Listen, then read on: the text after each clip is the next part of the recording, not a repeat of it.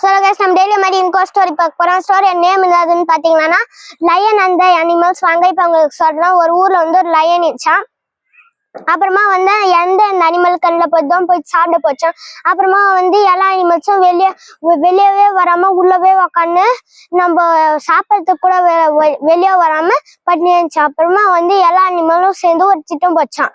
அப்புறமா வந்து ஓனாய் சொல்லிச்சான், நம்ம ஏன் ஒரு அனிமலா போயிட்டு அந்த லயன் கிட்ட வந்து சிக்கி இறையாயி அப்புறமா எல்லாருமே வந்து லயன் வருதுன்னு நம்ம கவலையா பட வேணாம்னு சொல்லிச்சான்.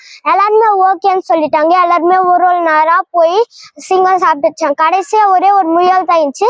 அந்த முயலும் போகும்போது ஐயோ ராஜா வேற வர சொன்னாரு, நம்ம ராஜாக்கு வந்து ஒரு பாடத்தை கத்துக் கொடுக்கணும்னு சொல்லிட்டு போனாராம். அந்த ராஜா சொன்னாரு, ஏன் எனக்கு லேட் ஆகுறது பிடிக்காதுன்னு சொன்னாராம்.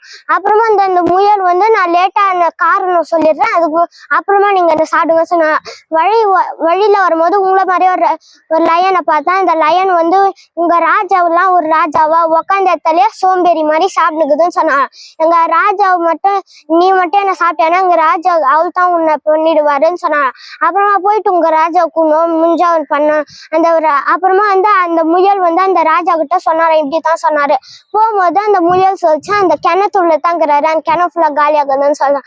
எட்டி பார்க்கும்போது அந்த முயல் வந்து அந்த ராஜா கிட்ட போய் சொல்லிக்கிறாரு, உள்ள ஃபுல்லா தண்ணிக்குது. அப்புறமா அந்த ராஜா எட்டி பார்க்கும்போது அந்த முயல் வந்து அந்த ராஜாவை தள்ளி விட்டு சாவச்சிட்டாங்க. ஓகே காய்ஸ், இதுதான் ஸ்டோரி. உங்களுக்கு பிடிச்சிச்சானா லைக் ஷேர் சப்ஸ்கிரைப் பண்ணுங்க. Okay guys, bye bye guys.